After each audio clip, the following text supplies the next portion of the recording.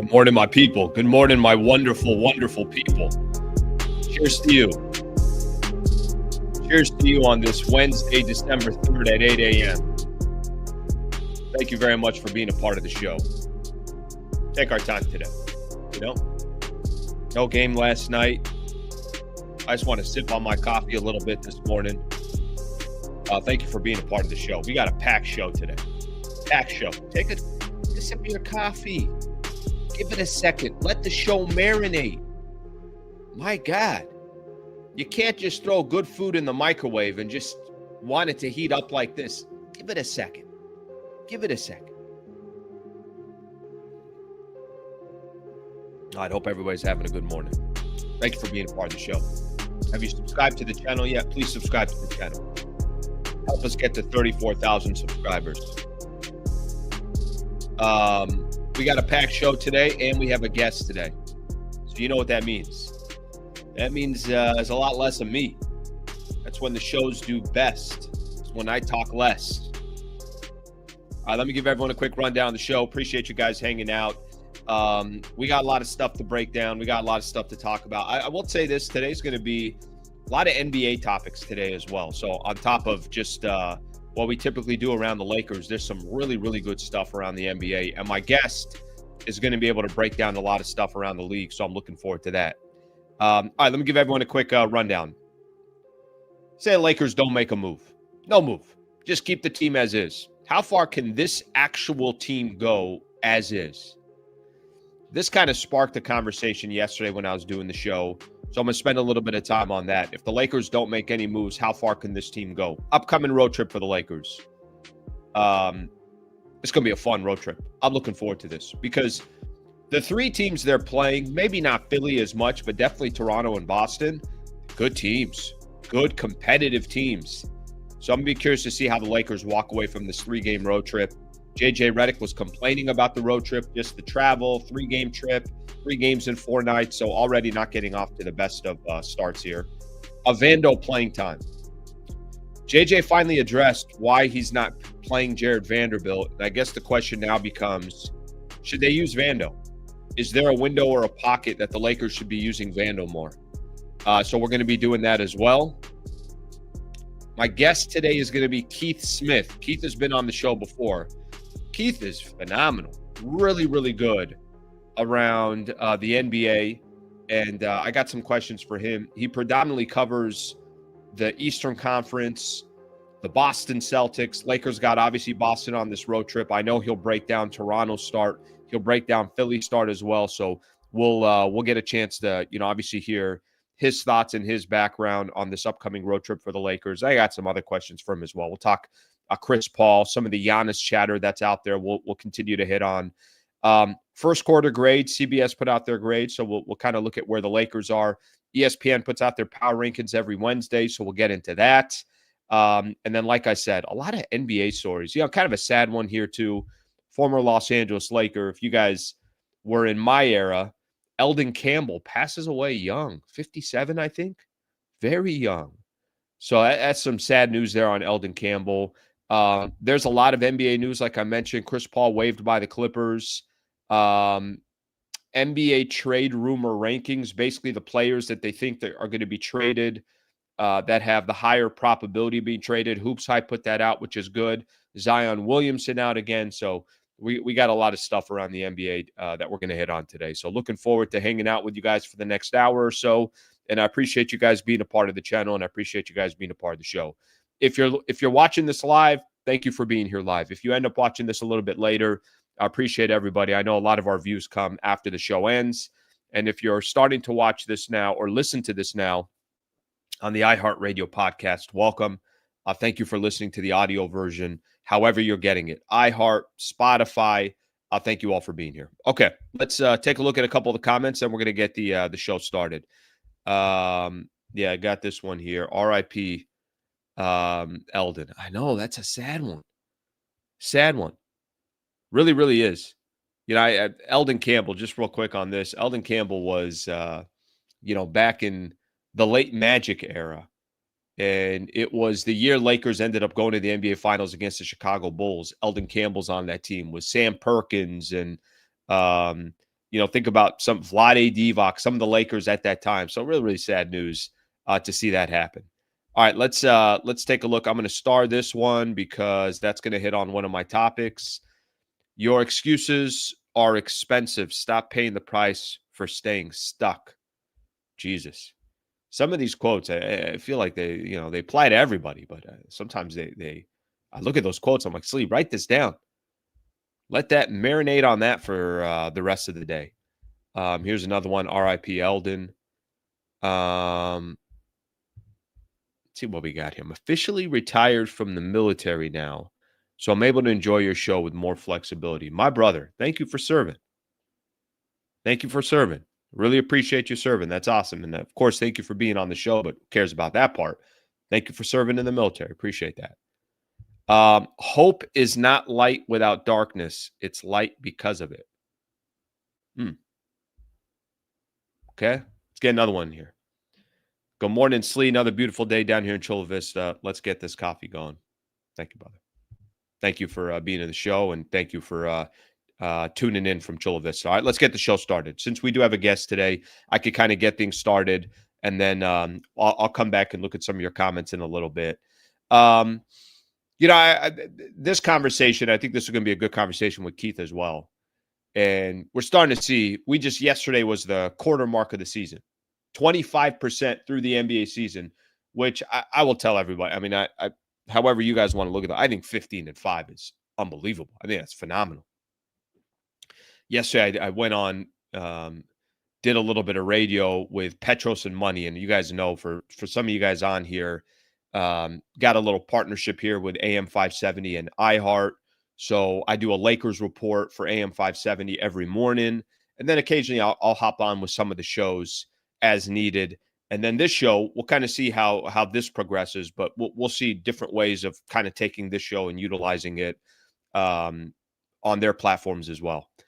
So I go on yesterday, and we were talking just a little bit about the Lakers. Lakers just got punked by the Phoenix Suns, and I get it. People want to kind of look down on the Lakers after that game against the Suns and Dylan Brooks running his mouth. I understand that we're kind of prisoners of the moment, and there's a lot of times we'll be in the middle of watching a game, and the Lakers play well, and everybody's on a high. The Lakers play poorly, and nobody wants to listen to an analysis that is critical of their team. That's actually, to be honest with you, those are the times where I think it's for someone in my seat, that's when it's most challenging, but in a good way, when your team loses or they're not playing well. Now you got to find wrinkles. It's not everybody singing Kumbaya and saying everything is great. Now you got to be critical about the team that you're covering or that you're watching or that you're cheering for. So yesterday I'm on with Petros and Money, and we're talking for a second. And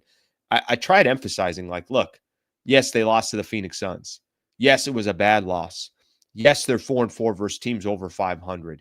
Yes, they're dominating the bad teams, but just everybody take a quick step back here for a quick second.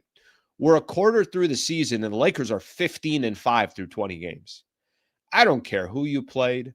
I don't care how soft the schedule was. I don't care if this star was out, that star was out. If you ran your record for any stretch in the NBA where you're 15-5 through 20 games, you're not only playing good basketball, but you're probably a pretty decent team in the league. So I got nothing but praise for the Lakers through the first 20 games. They're not perfect. I'm not trying to sit here and blow smoke up your you-know-what and tell you that the Lakers are all set and it's perfect and they don't need to do anything else. By no means am I saying that. But what I will tell you is 15-5 is a very impressive start for this Lakers team, especially with all the question marks that were coming into the season. And there's still going to be question marks there. I mean, I got question marks about the Lakers defense. I got question marks about the Lakers three-point shooting. I definitely got question marks about the Lakers depth. But the totality of it, they're not going to go another 15-5, I don't think, through the second quarter, the third quarter, or the fourth quarter of the season. 15-5 is really, really good. So I'm impressed by how they started out the season. Let's pretend the Lakers don't make any moves. And by the way, I don't think that's an option, and I don't think that's going to happen. Typically, Rob Pelinka has made moves by the NBA trade deadline, and I think you've seen enough from the Lakers to know, look, they could be a little bit of a headache in the Western Conference, but they're only going to go so far if this is the team that you're rolling out there. Even the best version of this team, by the time you get to the postseason or by the time you get to after the trade deadline and the buyout market and everything else, there's only so much that this squad in itself is going to be able to do. So yesterday I'm doing the show and somebody, I think one of the questions was out there about, let's just say as is. And I thought it was a good question. And we really didn't get a chance to kind of expand on it too much. As is. Lakers don't make any moves. How far can this specific team go? I don't think this is a 15-5 team every quarter of the season. And listen, Lakers aren't winning 60 games. That's what they would be on pace to do. Can they be a headache? Sure. Can they be a really good team? I think there's some potential there. This is why I kind of sit here and I say to myself, I know that this isn't going to be the team that the Lakers roll out there by the time the playoffs start, because I think there are some glaring weaknesses for this team. And I would say the furthest this team can go, if they stayed as is, probably the second round.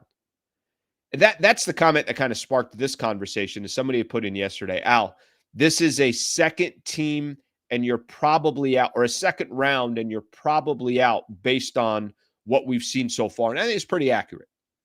I think if you said right now, give me the top 4 teams in the Western Conference, I think 5 can make the case for 4 spots.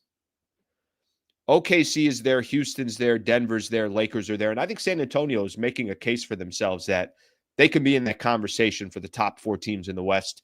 Let's just say top 5, and those are your top 5. So the question you're going to have is, let's say the Lakers are a number 2 seed, a number 3 seed. You're going to have to face Houston, Denver, or OKC based on wherever you are in the second round. And that could probably be the Lakers' ceiling. What I like about that is I do think the Lakers have kind of put themselves in a spot, in a position where everybody kind of knows. Denver doesn't have to they don't have to basically, they're not going to be desperate to make a move at the trade deadline, because I think Denver's go watch Denver. They got a lot of good players and players that are out right now. I know Jamal Murray turned an ankle. Aaron Gordon's out for, 3 to 4 weeks? Maybe it was a little bit more than that. So they got some guys that are going to eventually be coming back. But they got players. I think where the Lakers would have some difficulty as is getting past that second round. So I think the good thing that we've seen over these first 20 games is they can compete, but we also know this roster is not perfect. And we also know that if you're Rob Pelinka, you can't look at a team with Luka Doncic, with Austin Reeves, with some of these other players that you have. I'm going to kind of put the LeBron thing to the side right now. Let's kind of see how LeBron plays over the course of the next 30 days or so, because I got definitely some concern seeing him play on Monday night when they played against the Phoenix Suns. But I think more importantly for the Lake Show, I think the team has shown that they're competitive, but I think the roster is also showing that there's some glaring holes there as well that they're going to have to address. So keep that one in mind as the rest of the season progresses. I'm not going to be one to sit here and bitch and complain about what the Lakers have done so far this year, because I think if you're a Laker fan, you should be wildly impressed knowing that this team, that this roster is not good enough, that they are going to have to get better. And forget comparing them to OKC. To be honest with you, the only 2 teams I'm comparing them to is Houston and Denver, because I think those 2 teams can make a case that they have an edge for the Lakers. And those are really the 2 teams you're trying to compete for to just get into the Western Conference Finals if you had that opportunity to do so. All right, let's take a look at some of the comments. I'll read some of the comments. And then the road trip, I'm going to talk a little bit about with Keith Smith. And I want to spend some time talking about Jared Vanderbilt. I want to get some people's thoughts and opinions on here, because there was a long quote that we could look at together about Vando and why he's not getting some playing time. And I think we're getting to a point where people are like, yeah, you should use him. The depth on that Lakers bench isn't really screaming, keep Vando off. But I'm going to save that because I don't want to rush through it, because once I get Keith on, we're going to kind of be jumping around to some different topics. So let's take a look at some of the comments here. I'm going to go down a little bit, see if I can get no, I don't think I can be able to do that. Let me try to get the latest topics here. Then we're back for NBA Cup game verse. Okay. All right, let's get this one. if these bad losses and the glaring obvious defensive issues that prevents us from being all in as contenders, it's one thing we're truly all we can be, but Houston, we got problems. Yeah, here's what I would tell you. Here's why I would give Houston a slight edge over the Lakers. I'm not the craziest fan of a team that's trying to outscore squads night in and night out, especially in the playoffs. You got to be able to get stops. That's my concern with the Lakers. Houston, who have guys that can score. Alfred Sengun is a phenomenal player that can drop 30 a night. KD can give you 30 a night. Amen Thompson is just a star that's coming out of nowhere in the NBA, as in he's making a bigger and bigger name for himself every single night. The difference between the Rockets and the Lakers, they need a stop in the final 2 minutes. They have suffocating defenders. Lakers don't. That's the problem. That's what I would tell you is the difference between those two teams. But that's okay. You're 20 games in and you realize that and you understand kind of what the strengths and the weaknesses are. Now it's up to your front office to go try to, do their best to figure out how you can address some of that stuff. After 20 games, we see that this team goes as Luka and Austin go, and that's not a good defensive backcourt. So if we are okay, so this one talking more about, obviously the defensive side of things. I will also tell you this, and I'm not telling you that this is the perfect recipe. Luka and Austin Reeves are by far the highest scoring duo in the NBA compared to any other two highest scorers for any other team. So I'll tell you what it is. It's Luka and Austin Reeves by about plus 10, plus 11, and then it's Jamal Murray, Nikola Jokic from the Denver Nuggets. So you're right. Are there some positives and negatives? The positives are these guys can drop 30 a night each, literally almost their average. And the negative would be they're going to give up some buckets as well. Okay, let me sneak in one more quick one here, and then let's get to our guest here. Second round is a dream, not with Reeves as the number 2. Second round is not a dream at all. Lakers, I mean, think about it. If the playoffs start today, they'd be playing Phoenix. Maybe it's not a good example since they just got beat up by the Phoenix Suns. All right, let's get to our guest here. Enjoy having him on. This is maybe the third time here we've had Keith on.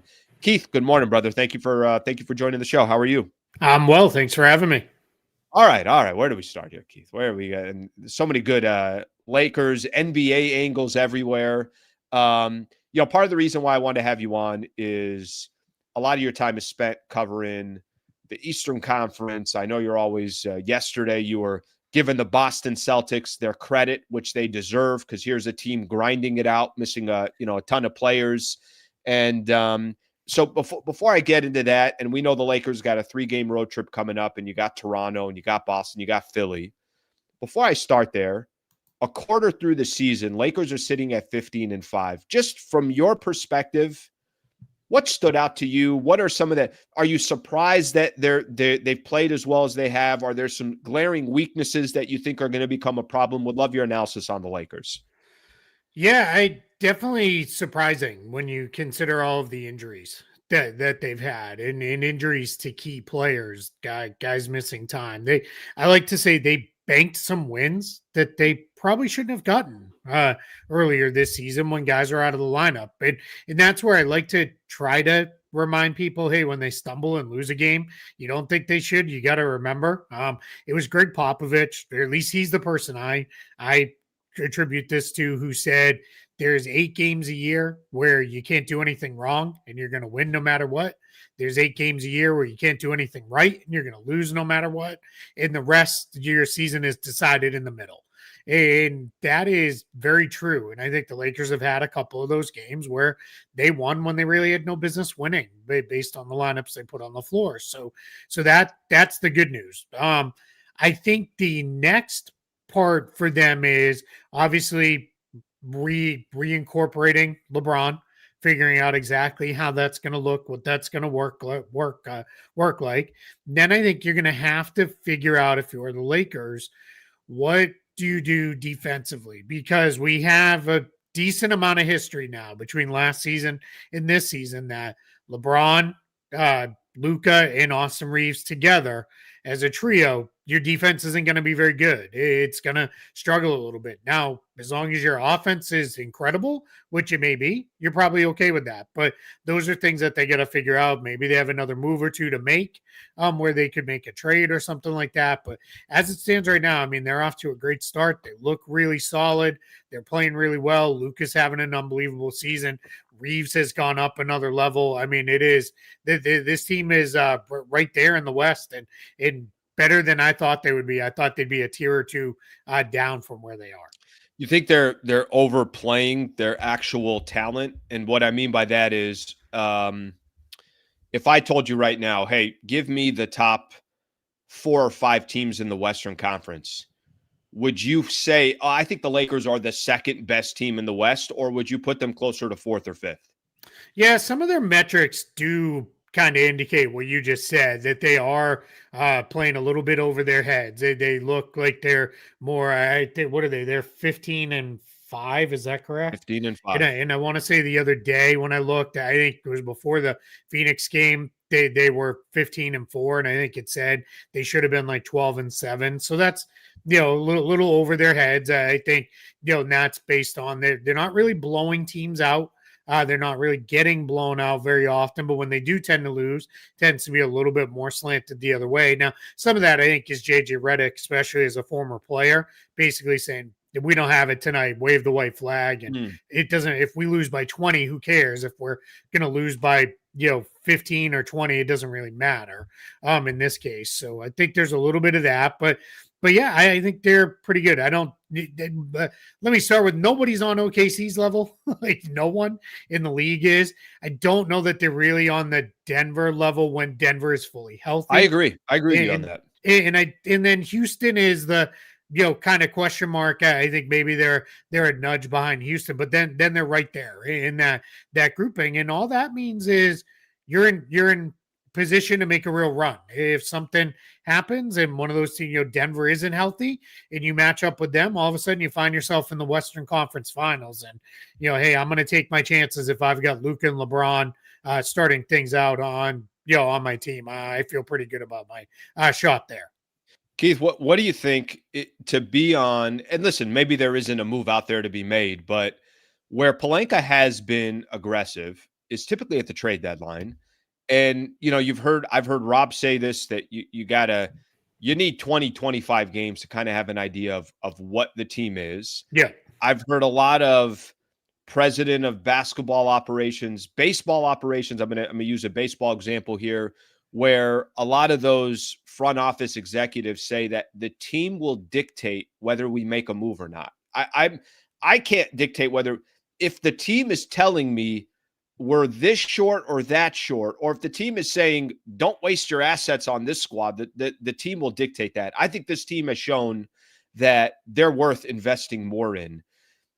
Just in a hypothetical world, what kind of player, not what player, but what kind of player do you think the Lakers, if they made a move for, would you say, okay, that makes their team a lot more interesting? Maybe it adds some depth that they didn't have, whatever the case is. Is there a prototypical type of player that you think can come in and fill in some of the voids that they have? Yeah, without going into specific names, I think they definitely could use like a 3-and-D type guy, someone, especially a wing, someone who can guard some of the better perimeter players in the league. I'm a big Marcus Smart fan. I always have been. My worry with Marcus Smart is especially Marcus Smart doesn't know any other way to play other than 100% all out. And that's kind of an issue at this point in his career because it does cost him time. I mean, he's out right now in part, or has been out, because he doesn't know how to dial it back at all. You're never going to get anything but 100% from him. And even at times when he probably shouldn't be. So that means he's going to miss time. And what you want to do is you want to have Smart, healthy when you get to the playoffs, but then you need another guy too with that. So there's, guys that they could definitely target, guys that are affordable, but what you have to be careful of, you have to give something to get something. I'm with you. The team is worth investing in. They're close, right? And I think when you're close, especially at this point in LeBron's career, who knows how many more years you're going to get with him, period, and how many more years you're going to be close with him. And I think, with Luka as well, if you're close, go for it, right? That doesn't mean you have to go all in and try to, go absolutely crazy. And they're hard capped at the first apron, so that's going to limit them to some extent as well. But there are players that are acquirable for them. But I've seen a lot of people saying, well, trade Rui Hachimura, LeBron's back, you don't need him. Well, Hachimura has been one of the best shooters on the team, and you did what you need when you're the Lakers is you have on-ball playmaking and scoring covered in spades between Luka, LeBron, and AD, and Austin Reeves. Rather, you're fine there. So what you need is guys who can play off ball, guys who can move without the ball, and guys who are also then going to offer something else. And Hachimura gives them a little bit of that big forward defense as well in the lineup. So that's where you got to be kind of careful. I think it's probably going to be more of a smaller type move, a move to add a rotation player versus going and getting a star player, anybody like that. But I think they're in a position where they can go do something. And maybe it does cost one of the draft picks down the line. But again, you're close. Put yourself in the best position here to make close maybe the difference. Because what we don't want to do is get into a spot where you're playing Denver or Oklahoma City in the playoffs and you're right there. And it's like, man, if we had one more guy in the rotation, sure, and there's nothing you could do about it at that point. Yeah, I was making the case. Maybe it was on Monday. I was making the case that, yes, and kind of similar to what you just said, Lakers played the Dallas Mavericks on Friday. Again, I'm not telling you this player is available, but the concept of this player. I'm watching PJ Washington, and I'm watching, just look at his size. Look at the ability to guard multiple players. Mm-hmm. How Dallas got him when they did get him. It's not the biggest, splashiest name or anything like that, but in my head, I'm like, all right, first off, a player like that would be perfect. But I kept saying, I'm like, but you can't trade Rui because part of the reason why you might like Denver a lot or you might like OKC a lot is they also got depth. And that's the part that the Lakers don't have is they don't have depth. So is there a way to be creative? Grab a guy from somewhere else where they're looking for expiring contracts. Maybe it's some draft capital as well. And you're able to be creative. Again, it's not a big splashy name, but it doesn't have to be a big splashy name. You're looking for role players that could add to your depth. You mentioned. Hey, let me jump in just real quick because it wouldn't be me if I didn't.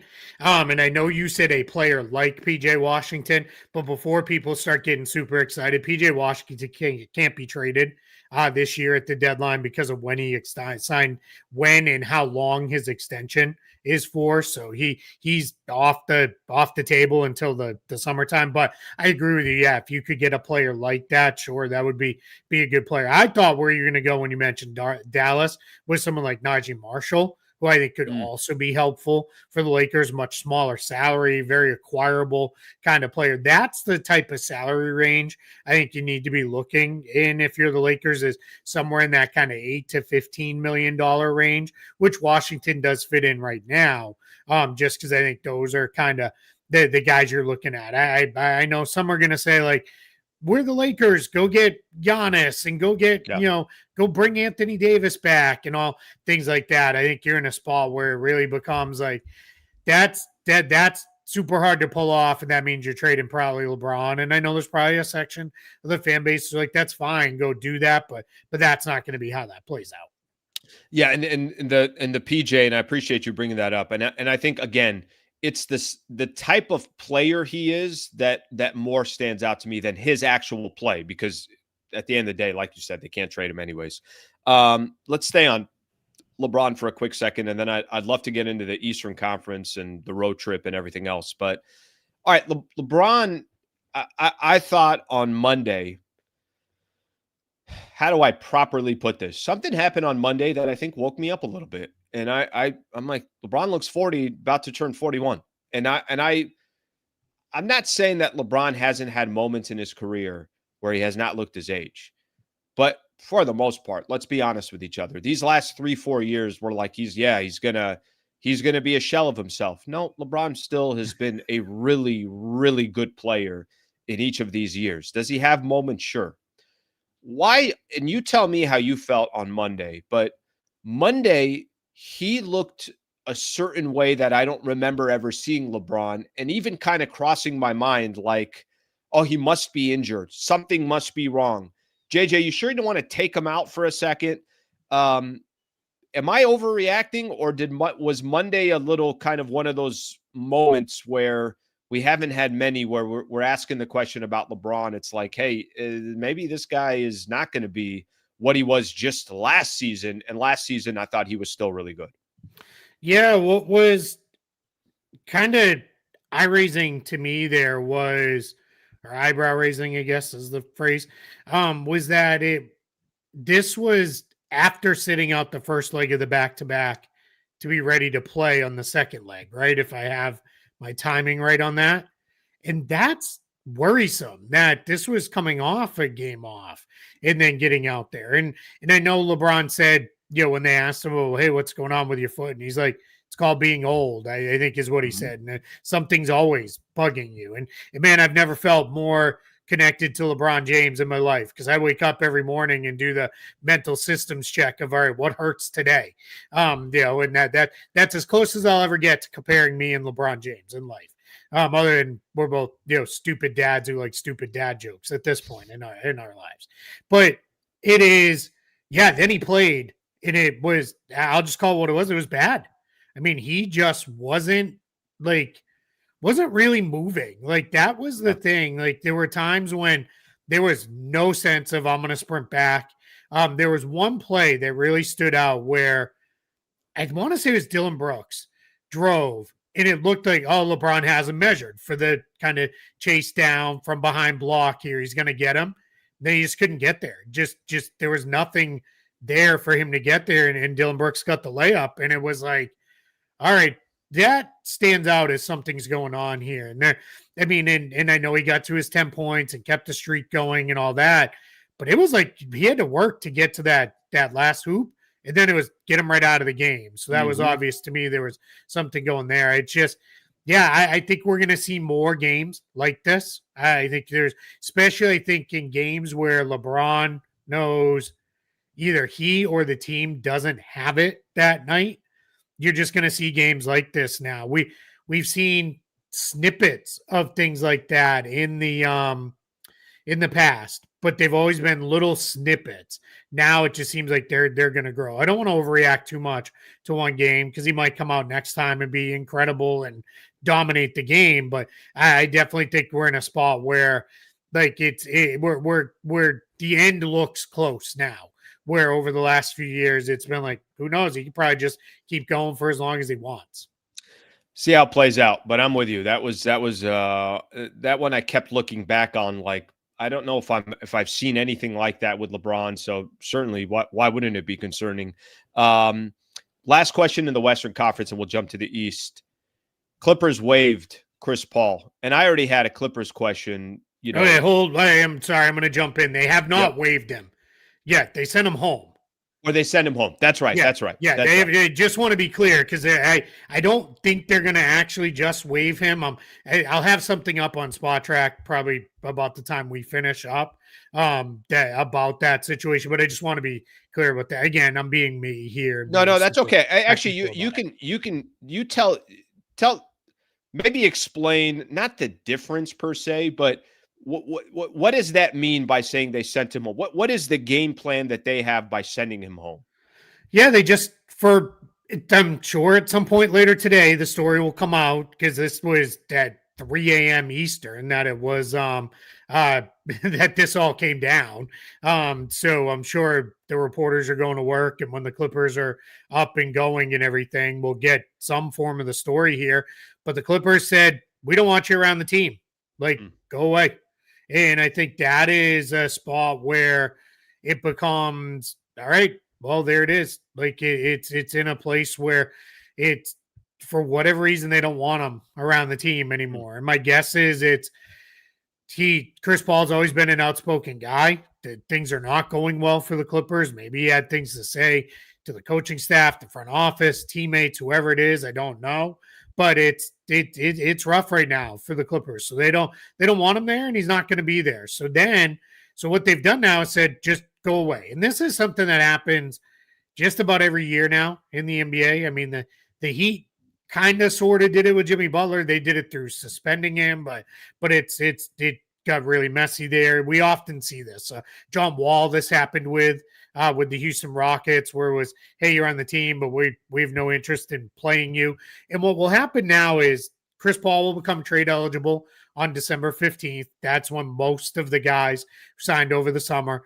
Clippers they're doing their legwork now. They'll continue to do it through the 15th to see if they can find a trade for Chris Paul, ideally one that brings back no money, or exactly equal money, because they're tight under the first apron hard cap as well, because they hard capped themselves with their moves this summer. And you can't just straight waive him, because then you got to backfill him to meet the roster minimums, and it's just going to cause a bunch of issues hard cap wise. There is one small workaround if they were to convert Kobe Sanders, but that's a lot of depth we don't need to go into. People can read my piece on Spotrac if they want more on that. But yeah, it's not good, and I think we're going to see Chris Paul elsewhere at some point. I just don't know when that some point becomes. How do you think this plays out? I think of all the teams in the NBA that have interesting storylines, and you could say, wow, look at Detroit leading the Eastern Conference. You could say Toronto is playing some great basketball. Some of the storylines are also the teams that are just collapsing, and Clippers obviously on the front of that list. How does this play out? And what I mean by how does it play out is, how do the Clippers, you think, approach the rest of this season? How much do they try to say, well, there's enough bad teams in the Western Conference that we weren't figuring were going to be bad, and maybe we just try to get to the play-in, and if we get to the play-in, maybe we can be a headache? And how much do you think they say, this ain't working, and we're trying to save something that clearly doesn't feel like there's going to be any, juice left? How do you think the rest of the season plays out for the Clippers? Yeah, you can look at it if you just look at the standings and say, hey, why not chase the play-in? Right? You don't have your own pick anyway. That's going to the Thunder of all teams who needed another good pick. But that's headed to them. So why not just go for the play-in tournament? Play it out and play there. And Ty Lue said himself, hey, I thought we'd be better once we get Kawhi back in the mix. I thought we'd be in a place where we could do some stuff. And it just, you're in a place where it is like, man, we just can't get there. Like they can't kind of get out of their own way. Their defense is terrible. Their offense hasn't been very good. I mean, it's been really rough. So I think for them, you have to start making decisions, right? At some point you have to say, hey, that pick is gone. Crying over spilled milk isn't going to do us any good. It's gone. And if we can get something of value for some of these veteran guys on this roster, you got to start thinking about doing that, because they're set up, whether it's this summer or next summer, to hit a hard reset where it is almost all the money comes off the books. They can fully reset and restart things. They either this summer or next summer, they're going to have between $70 and $100 million in cap space, and they could really go out there and make something happen. But now you're in a spot where maybe you start that process a little early, start bringing in some draft picks, maybe a couple younger guys that you want to take a look at and see what you can do with some of the vets. But it's a tough spot to be in. But again, the end of the ball, it's so funny. For years and years and years, we have had the West, the bottom of the West has been like, which good team is going to miss out on the play-in tournament? And this year it's going to be who's going to kind of fall backwards into it, because the bottom of the Western Conference just isn't very good this year. Yeah, the Lakers have kind of feasted on some of those bottom feeders. And I think there are a lot of these teams that you thought, I know Dallas has their fair share of issues, but let's see now that they're getting a little bit healthier. But Dallas, New Orleans, Utah, Clippers, I mean, a lot of these teams that the Lakers have faced so far this year, you thought would have been competitive or not, competitive so far this season. Jumping over to the Eastern Conference, Lakers got this 3-game road trip coming up, and I'd love to just get your thoughts on a couple of these matchups that they have, one of them being the Celtics. But tomorrow, Lakers got they play 3 games in 4 nights, kind of a weird schedule. I know JJ Redick was complaining a little bit about it. 3 games in 4 nights, and you're traveling all the way across to the East Coast only to come back for that Lakers-Spurs game. That's the NBA Cup game, the semifinals, or the quarterfinals. The one question that I have for you, and we'll start with the Toronto Raptors. Lakers got Toronto tomorrow. tell of what you've seen, what can we expect from the Toronto Raptors? We know there's some really talented individual young players on that team. Scotty Barnes, Brandon Ingram, a lot of people know about. They've got some talent there. They've got off to a great start in the Eastern Conference. What can we expect tomorrow, and why has Toronto had some early success, you think? Yeah, they play really, really hard, and they put a whole lot of defense on the floor with their guys. Their weakest now, RJ Barrett will very likely be out. I don't think he's ready to come back yet. So we're in a spot where their weakest defender usually in their opening lineup is Emmanuel Quickly, and he's not a bad defender. He's just small. But he's okay against opposing guards because he is, no pun intended, he is quick. But Scotty Barnes, Brandon Ingram's playing pretty good defense. I think Brandon Ingram, no, he's never going to make an all defense team, but he's always been a better than average defender, especially when he's in the right place. Good in length, their system, good size. Yeah, exactly. And he's, again, fairly quick for a guy his size. He holds up against bigger players. Scotty Barnes is an all defense level guy. He's been incredible this season. And their system is set up to funnel things into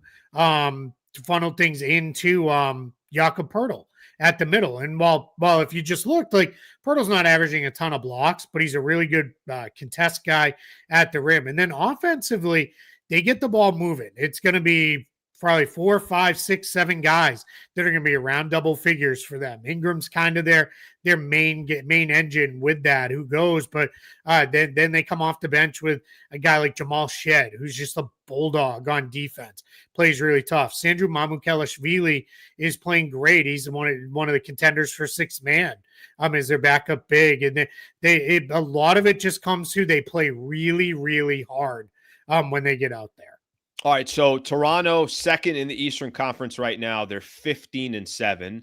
I think one of the other surprise teams in the NBA, and I think if you just know the kind of the narrative walking into the year, Lakers play Toronto tomorrow, then second of a back-to-back, they got the Boston Celtics on Friday.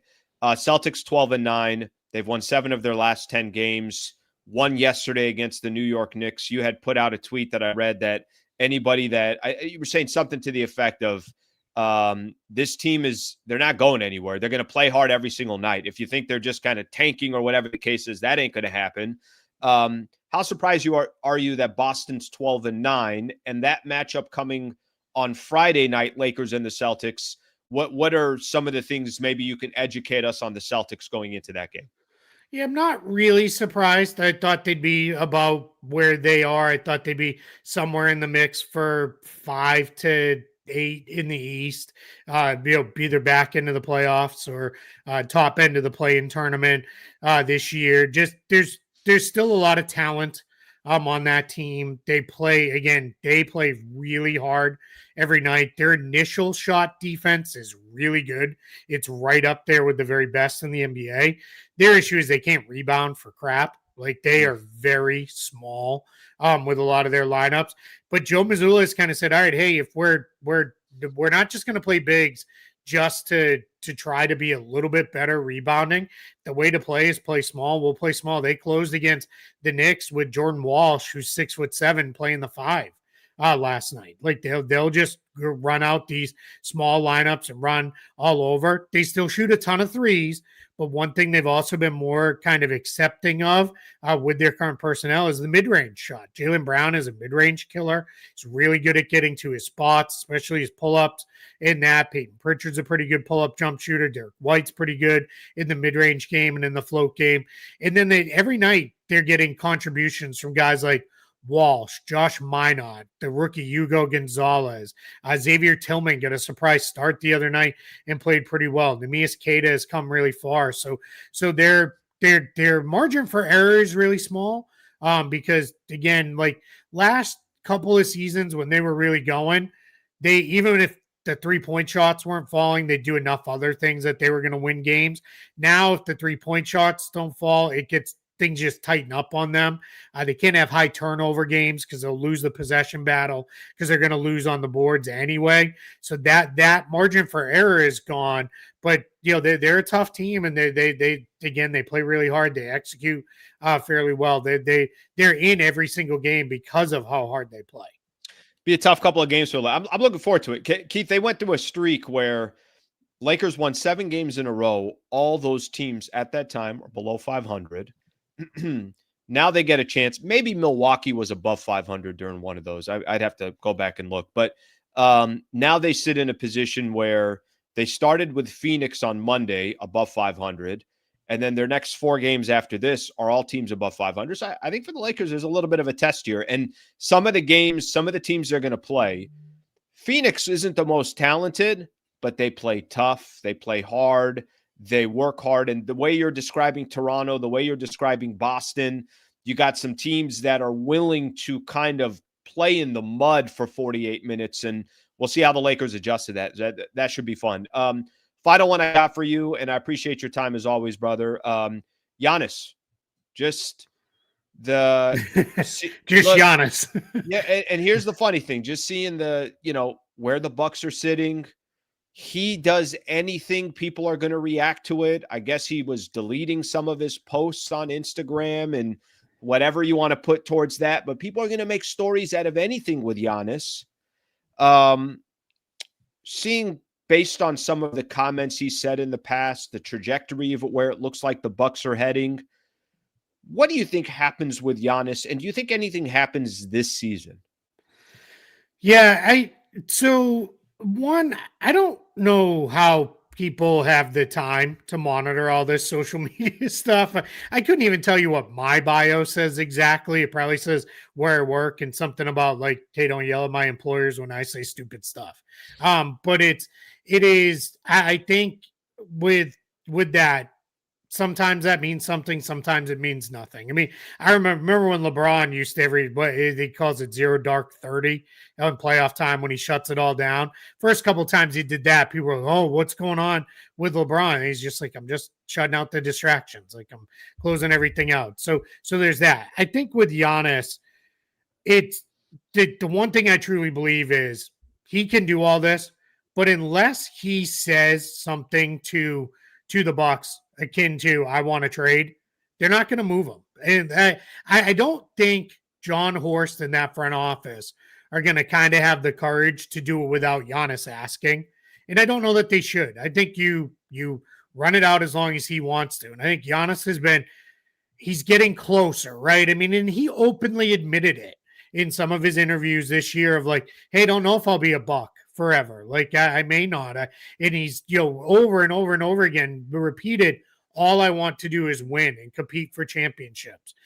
So those are things where if that's not going to be with the Bucks, I do think we're getting close to a point where he says, all right, I've given you everything. And at this point, I don't think anybody's going to hold it against him. I think it is, hey, I gave you everything I had. We had some great years together. We climbed the mountain once. We won a title. Like I brought you that. And I think it'll be a little like, all right, hey, if you're ready to move on, just don't put us in a position where it has to be this team and it tanks your trade value to some extent and makes it real messy. So I do think we're close. Is it going to be this season? Maybe. I don't know. I feel like it could be. I think the challenge is once you get above $50 million in a trade, that's a big number to move. And that's where it gets a little tricky to move salary that large with the teams that are having hard cap issues and the other things around the league that could get a little tricky. But we saw Jimmy Butler eventually get to the Warriors, who were expensive, had their own hard cap challenges. Jimmy Butler made 50+ million. He got there. So it can definitely happen. It's just going to take a little creativity to make that happen. But I think we're getting close to that for sure. Yeah, I think the main piece to take away is going into the offseason, it was a topic. We're sitting here now, we're just a couple of days into December. It's beginning to be a topic. I think it's just a matter of time. When does it happen? I don't know. And I think what you said is, I agree with you. If Giannis eventually leaves the Milwaukee Bucks, mission accomplished. They did win an NBA championship with him. He's been phenomenal. And he's also keeps hinting about leaving. So eventually, do I think it's going to happen? I do. But whether that's now or that's in 6 months, we'll have to wait and see. Brother, I appreciate the time and great insight as always. So thank you for joining the show. And it's always greatly appreciated. I appreciate it. Thanks so much for having me. All right, that is Keith Smith right there. All right, good stuff from Keith. He's phenomenal. He's really, really good. Really, really good. I enjoy my conversations with him a ton, and especially I think for this road trip, this was perfect because he's watching so many of these games. You know, whether it's the Boston Celtics, he gets a chance to see the Toronto Raptors more than we're going to see. Sounds like the Lakers got some dogfights coming up in these road trips. So it ain't going to be easy for the Lakers, I'll tell you that. But that's what I want. I enjoy this. I'd rather see the Lakers going up against opponents where we have no idea whether they're going to win the game or not, and it's going to have to take team effort, individual players, JJ Redick shining in order to go get W's. So that's going to be fun to watch, and we'll obviously cross that bridge when we get there. Okay, a lot of comments in here, a lot of people obviously weighing in, chiming in. By the way, a lot of love for Keith on the chat. So I appreciate that you guys appreciate having Keith on as a guest. I try to be strategic with the guests. I know there's a lot of times that I'll bring on repeat people, but that's because I like them. I got a relationship with them, and I know they got great insight. Keith is phenomenal. So I'm glad that you guys appreciated that interview with him. Okay, let's keep moving here. There's still a lot of comments that I want to get into here. So let's do that. By the way, people that hate on LeBron, do they just wake up in the morning and say to themselves, I'm going to wake up this morning and the first thing I'm going to do is I'm going to hate on LeBron first, and then I'm going to have my cup of coffee? I mean, the LeBron attacks are pretty comical to me. They're pretty funny. There's a accident on the fried freeway. LeBron's fault. I got the flu. LeBron's fault. I mean, my God. For the love of Jesus. All right, let me share a quote with you guys here. I got to get into Vando, the conversation about Jared Vanderbilt. So we were talking about this a little bit earlier about Vando. Sprain an ankle playing pickup basketball. LeBron's fault. You got hit with high taxes. LeBron's fault. Everything's LeBron's fault. Everything. Let me read this quote about Vando. Okay. Jared Vanderbilt. This is JJ Redick. He's been good. He's been a pro. He's been great in the most recent stay ready that we had this week. He was great. He's been a great teammate. So no surprise there.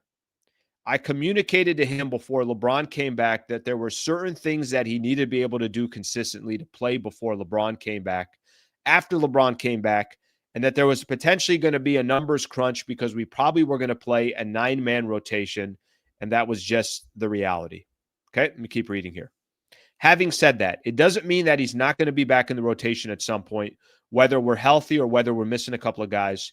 When you're winning games, it's hard to redo the rotation mid-winning streak.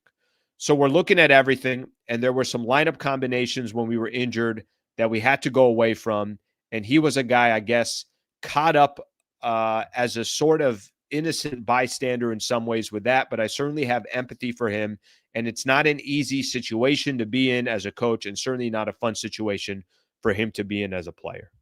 All right, Jared Vanderbilt. Talk Vando here for a second.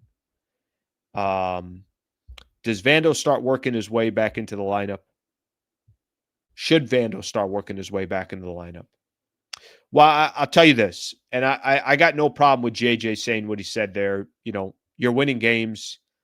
You're on a 7-game winning streak. How much do you want to kind of change what the rotation looks like? LeBron eventually comes back. You know, he's going to obviously eat up a bulk of minutes as well. Here's what I'd say about Vanderbilt.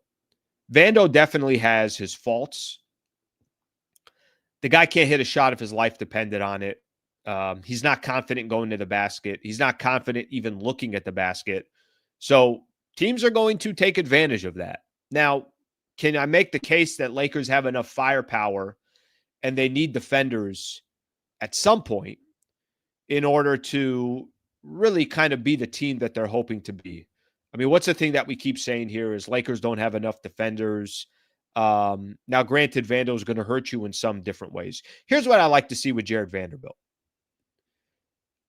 I don't need to see Jared Vanderbilt playing 25 minutes a night, but I also don't have to see Vando play 0 minutes a night. There are going to be games, and maybe it's going to come up this weekend, where you need a spark off the bench, or you just need another on-ball defender. And are there going to be nights where you can use a player like that? Let me just give you an example. Again, this is not the best example, but it's the latest example that I can give. Was there a moment on Monday that Dillon Brooks was lighting up the Lakers and he's the agitator and he's talking and this and that JJ Redick could have said, F it. We're down 15. We're down 20. Let me try something different. Vando, you go guard Dillon Brooks and you guys go up and down and you put a shoulder right into his chin the way Dillon Brooks is putting a shoulder into everybody else. Was there a moment in that game where you could have said, let me try something different. Let me go Dillon Brooks? I think there was, or let me go Jared Vanderbilt. I think there was a moment. Will there be moments on this road trip where he says, F it. Let's put Vando on Brandon Ingram and let's see if he can get a couple of stops just to kind of change things up a little bit. F it. Let's put Vando on, again, I'm just naming out Jaylen Brown and see if he could slow him down for a little bit. I think Vando can have spot moments for the Lakers. To go 5, 6, 7 games and you don't see Jared Vanderbilt, that one I have a little bit difficult time of justifying, but they're winning games. So what does it matter what I'm talking about? But I think as the season progresses, I do feel like there's some Vando moments. I do feel like there's some times where you can throw Vando in, take your chances with Vando.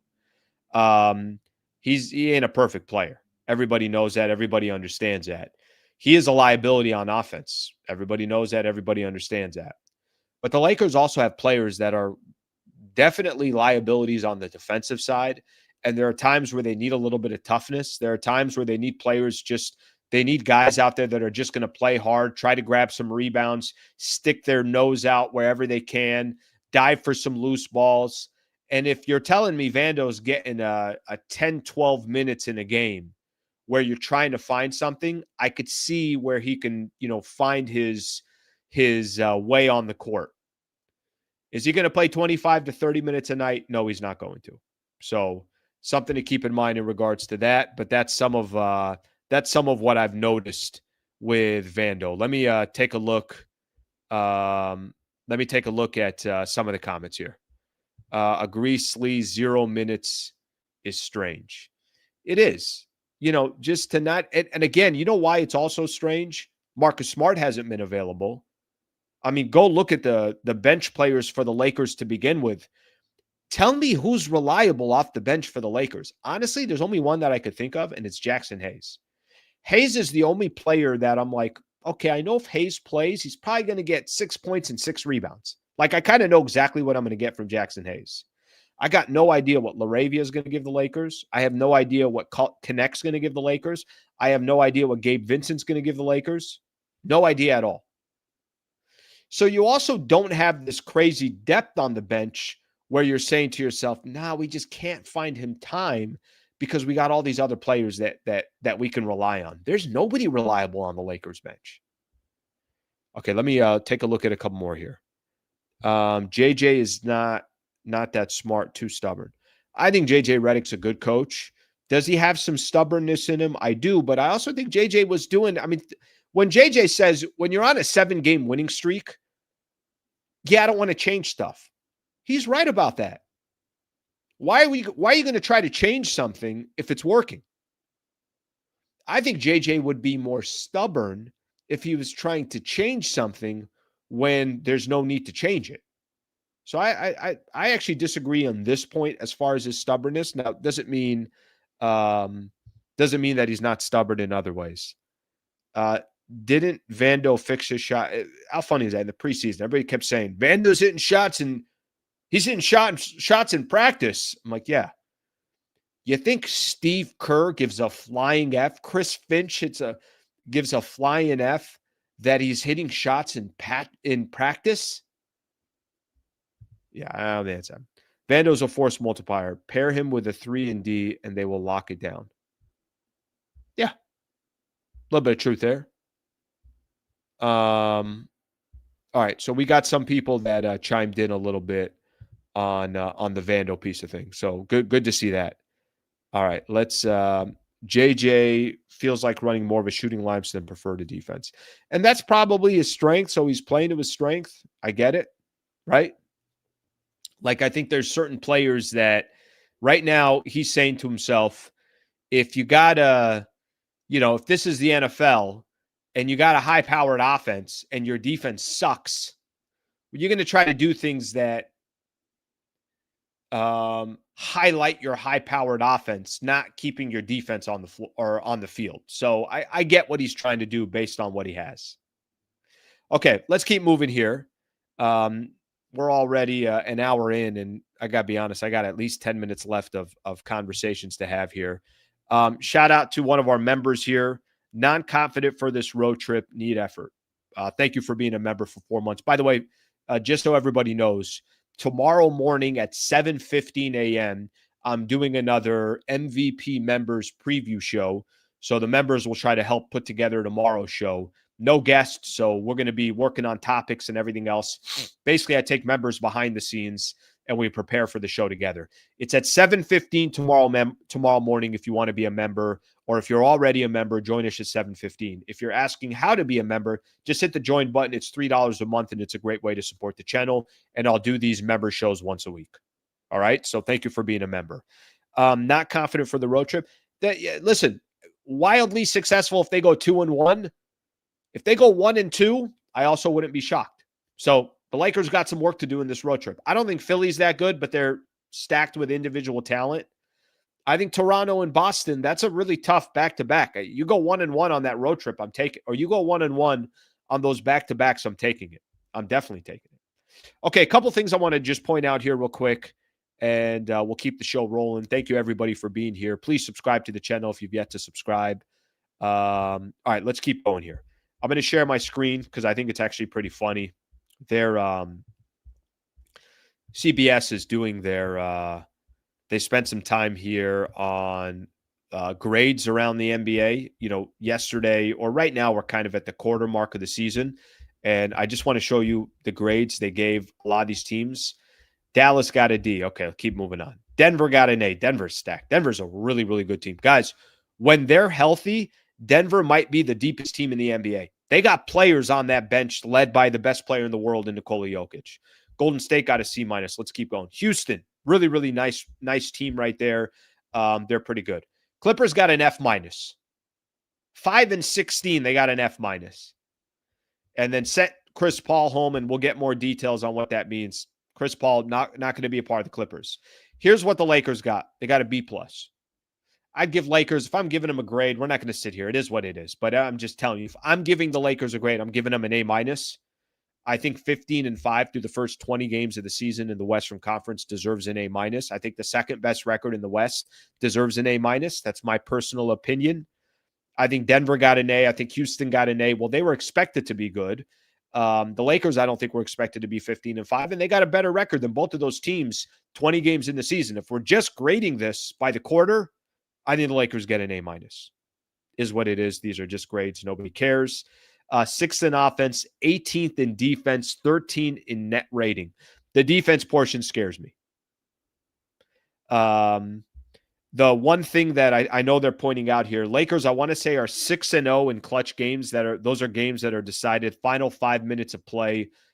There's a certain point total that the game is within. And Lakers are undefeated in clutch. Now, I think they're also undefeated in clutch minutes because they got clutch players, Austin Reeves, Luka. But I think the point they're trying to make is everything has kind of gone the Lakers' way so far through the first 20 games of the season. Okay, Memphis, C-. All right, let's keep moving here. Minnesota, B-. Pelicans get an F. No surprise there. Oklahoma City Thunder get an A+. Anybody have an argument with that? I don't. Phoenix, B+. They're the last team to beat the Lakers. And then you see Sacramento with an F, San Antonio with an A-, Utah with a B. I think that's the final one. That's the final one. All right. That's a little grading scale there from CBS. Okay. I got a ton of NBA stories that I want to get into. I'm going to save the power rankings for tomorrow. No need to kind of rush through that since we've already had a ton of different topics and I still got other things that I want to do. And there's still some, definitely definitely still some comments that I want to look through as well. All right, let's get to some NBA news here. Let's get to a couple NBA topics that I want to get in here. Let's start with the Chris Paul piece. So this one came out a little bit later, or this morning, late last night or late this morning. Clippers sent Chris Paul home, say he's no longer on the team. Clippers president Lawrence Frank. By the way, tell me how Ty Lue's job is not in jeopardy. Tell me how Lawrence Frank's job is not in jeopardy. Tell me how. You're 5-16. Here's what he said. We are parting ways with Chris Paul. He'll no longer be with the team. We'll work with him on the next steps of his career. Chris is a legendary Clipper who has had a historic career. I want to make one thing very clear. No one is blaming Chris for our underperformance. I accept responsibility for the record we have right now. There are a lot of reasons why we struggled. We're grateful for his impact he's made on the franchise.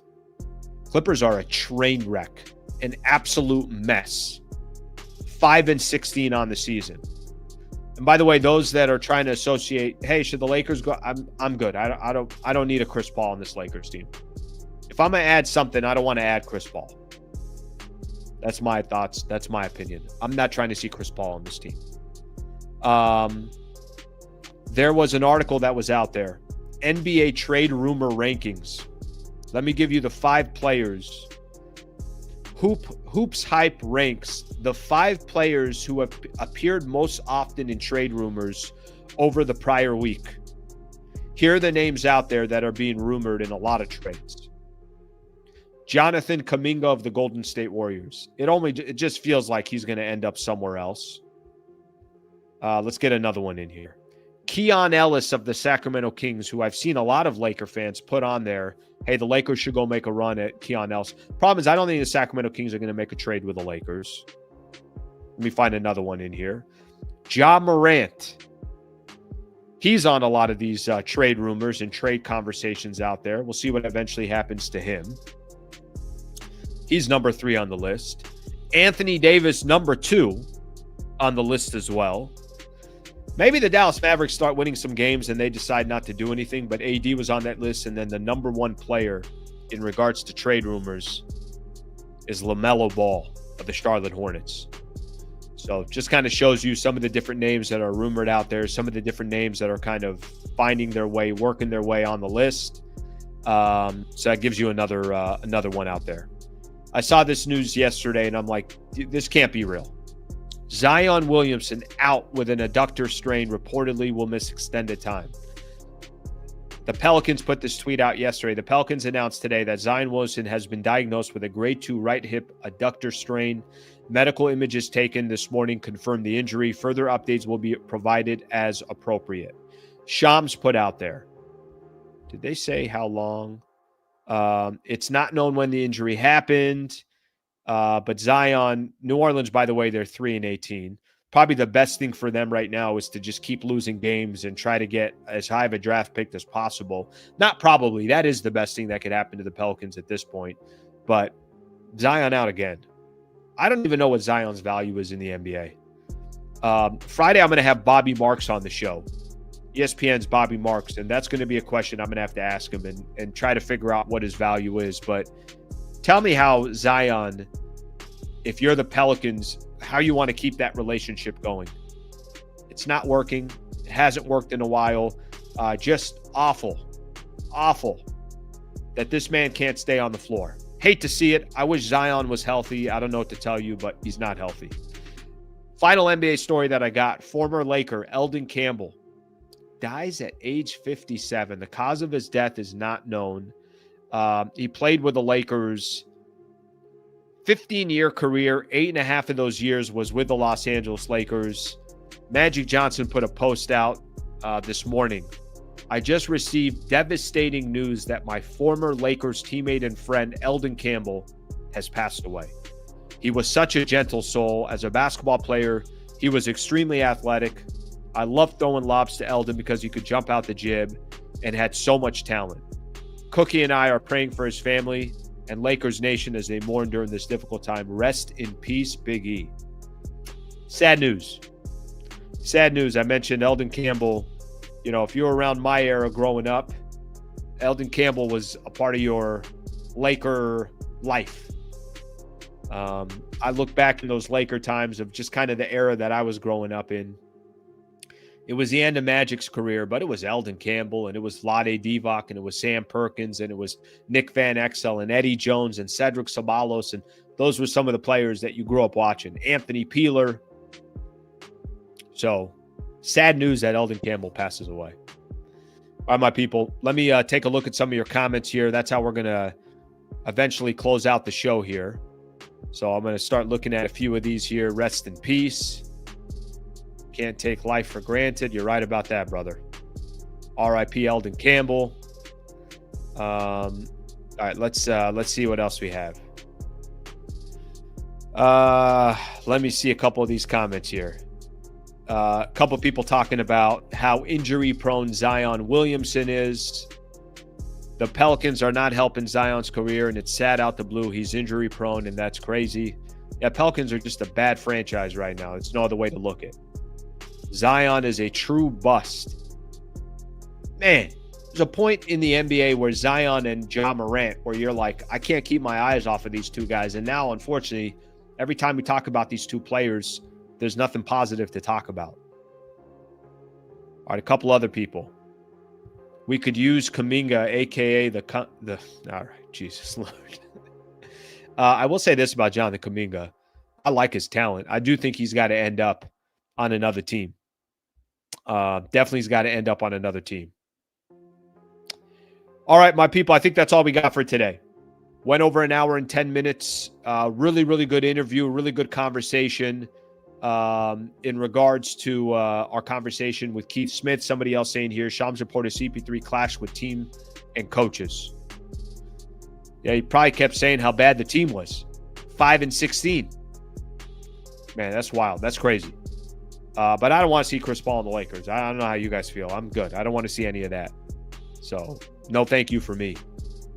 We'll see what happens in regards to, obviously, Chris Paul and what happens with him.